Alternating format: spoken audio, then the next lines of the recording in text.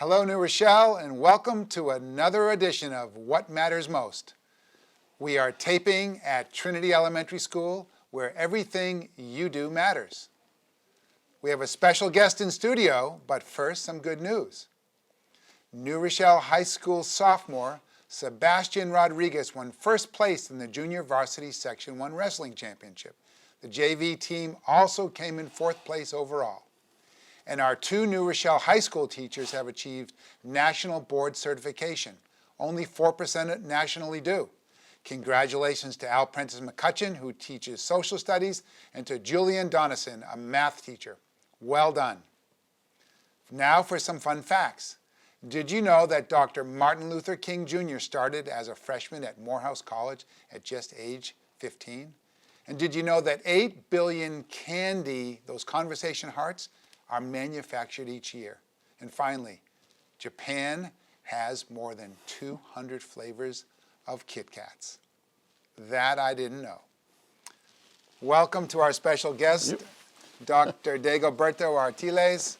So good to have you here, and it's apropos. We were talking about high school athletes, our student athletes, as well as some of our incredible teachers, right? Yeah, no, definitely. So you've got a great cadre of kids, as well as faculty and staff, you know, and it's a big job, but right? Literally, yes. I think the two of us, right? You know, maybe a little less here. I'm a lot grayer, but anyway, we started at the same time. You were one of my first hires, which is really cool. But talk a little bit about, you know, for our readers, you know, your background, because you know you weren't born in the United States. Right. You know, maybe a lot of folks don't really know that. So give us a little bit of your story. Yeah. Thank you for having me today. Definitely, I think that part of the decision making that we all do sort of is linked to our background, our experiences as we move through life, and then we end up in these positions where we're able to give back to communities and kids specifically. So I migrated to the U.S. at the age of 14 from the Dominican Republic. With two siblings. My mother was here, second marriage, there were another two siblings. So there were 7 of us in the Bronx. I came with no English whatsoever in the 7th grade level, a little behind academically in terms of due to resources. And I always tell these stories. They say, well, wait a minute, you were 14, you were in the 7th grade. I say, well, it took 2 years for my mother to save money to buy the shoes that were required for school at that time and to buy the uniform that was required.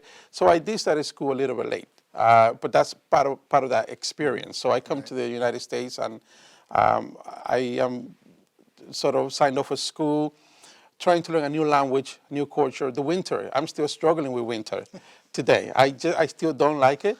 I'm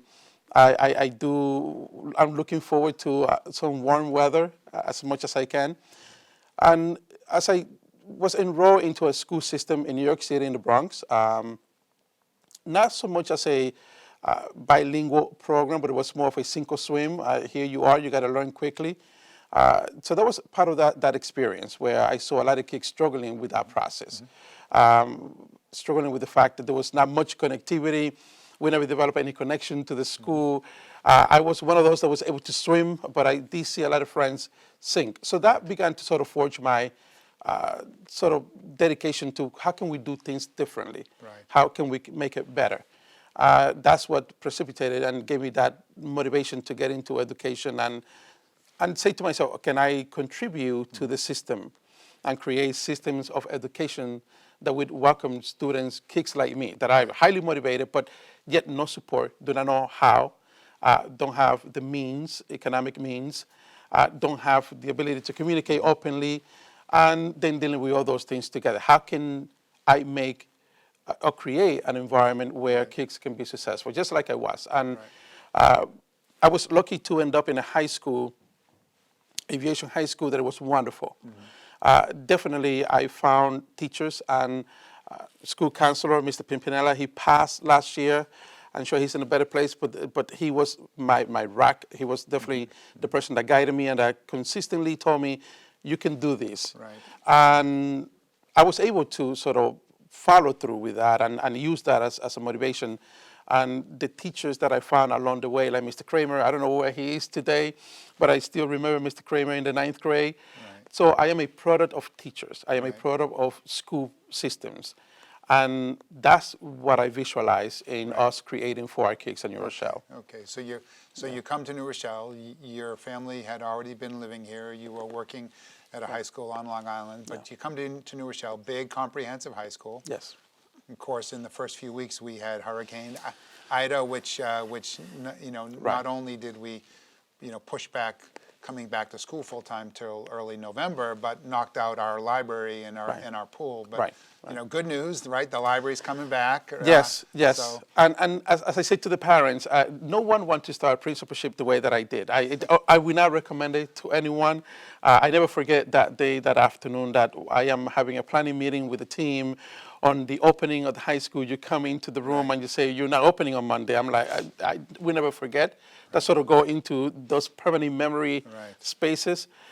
But the good thing is that even though it was a struggle because we had to reshuffle the entire high school in order for us to maintain some sort of, I would say, order and stability, while also offering distance learning to our students and preparing for them to come back into the building, we did lose those spaces. But now I also have the privilege to be part of the process of getting them back. That's right. And the fact that all the classrooms on the first floor, they're already all back in full function.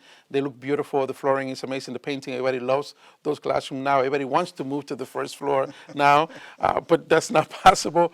The library is a wonderful space. I am so motivated about that. And of course, the pool is coming also in a couple of years. So I was part of the crisis. I was part of that painful experience, but I also now I'm happy that I'm part of the process of bringing those spaces back. So during your time as principals, you've been focused on so many things, but talk about a few things that have been really most important, and how you've really helped to elevate the voice of our students. Right. And that's critical, because I think students they're consistently the source that give you the information that you need. We no compromise. Because for them, they want a place where they can go, and they spend most of the time throughout the day in school. There are students that get to us at 7:20, 4 a.m., and they leave at 9:30 after practice. So they spend most of the time at the high school. And what is it that they want from the building itself, but not the physical space, but the culture, what it is who we are. And I always think about it, and people say, well, it's a highly diverse school. That's wonderful.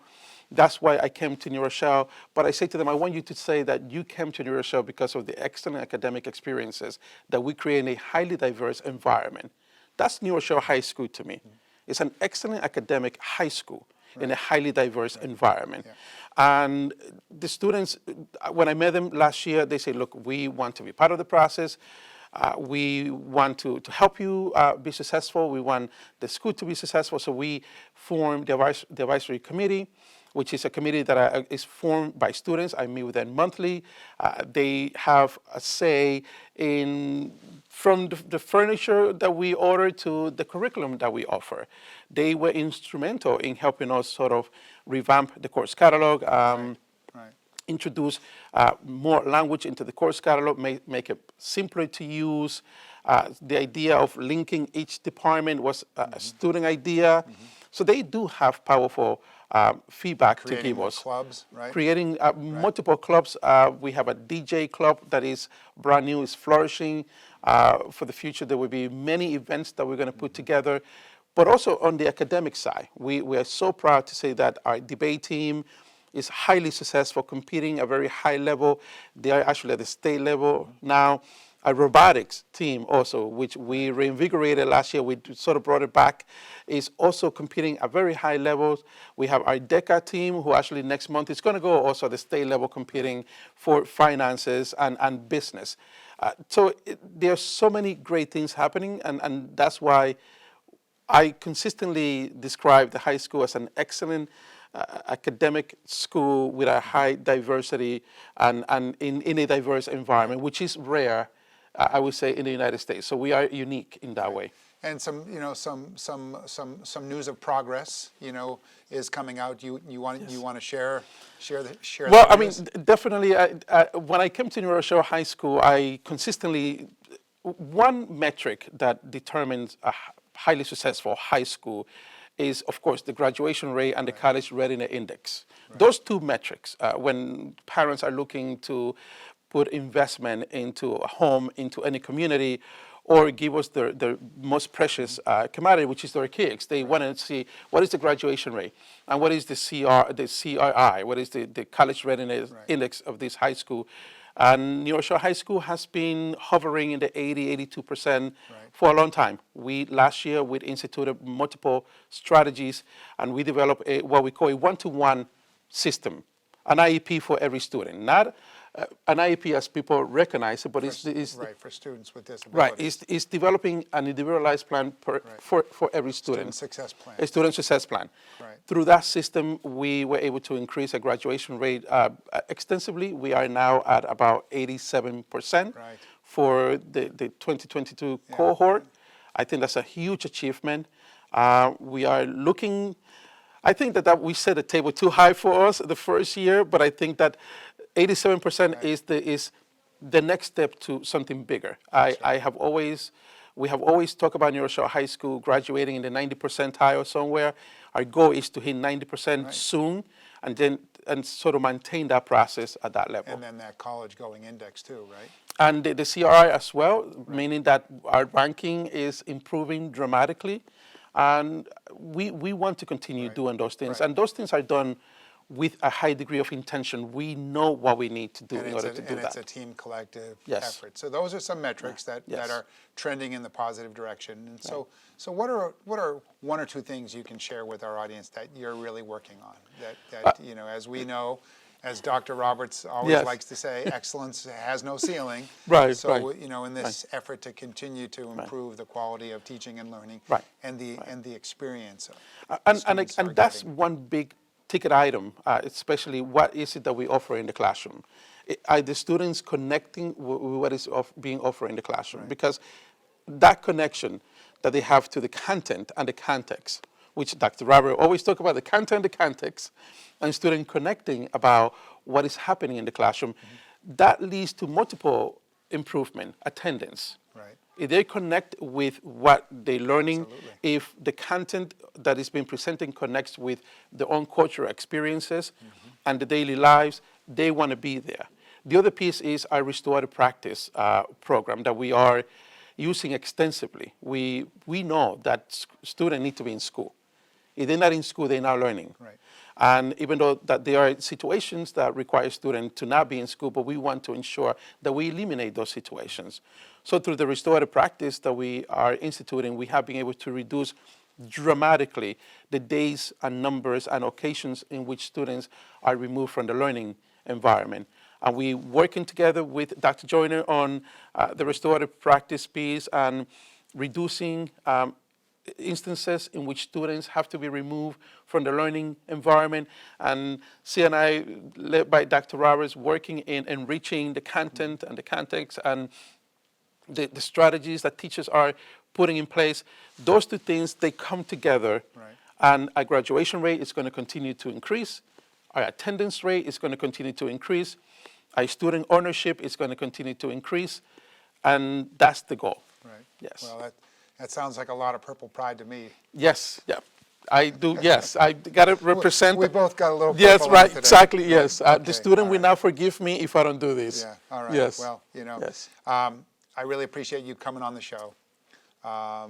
Final word, final thought, for all our listeners that are thinking about, maybe I'll look at New Rochelle High School. New Rochelle High School is an incredible place, and we're going to begin to celebrate and continue celebrating what New Rochelle High School has to offer. I, as a proud parent, I have a senior graduating from New Rochelle High School. We have multiple college decisions to make. There are multiple options, which is difficult, but it's wonderful to see that the preparedness that she received at New Rochelle High School is opening multiple avenues for her as a student. That's what we want to do for the rest of the student body. We got plenty of students getting into Ivy League school. We got students going to Harvard. We got students going to Princeton. We got students going to Yale. So we are producing that. We are offering those levels. We offer multiple AP level courses, multiple dual enrollment opportunities to students. New Rochelle is a destination. It is. And I urge every parent in the New Rochelle school system, please give us a look before you think otherwise. Come by, call, take a tour, right? Take a tour. It's open. You want to come and spend a day at the high school, we're more than happy to accommodate. You want your child to spend a day at the high school and have them report back, we're more than happy to accommodate. Give us a look. We are a premier high school. Right. And we are an excellent academic high school. Again, as I say, with an incredibly diverse population, but we are producing at incredible high levels in multiple areas. Right. And it's a team effort from administration, faculty and staff, our school resource and support team, custodians, buildings and grounds. You know, it's a huge facility. There's a lot going on, but we're really grateful for all the work that we have to do. And I appreciate you coming on. Thank you. You know, all I can say is, you know, go Huguenots. Yes, and thank you for being an incredible Always. supporter and central office. Without you guys, we wouldn't be able to do this. So it's all on you. One big team. One Yes, big team. yes, Right? thank Yeah, you. And baseball season's coming, so we're all looking forward The to Mex that. should be doing better this year, I hope. We won't be picking our teams on the show. Here, No, I right? know, but That's all right. That's all right. I split the middle. Yes. Anyway, there we go, New Rochelle. Another great edition of What Matters Most. Can't wait to see you next time. Stay tuned.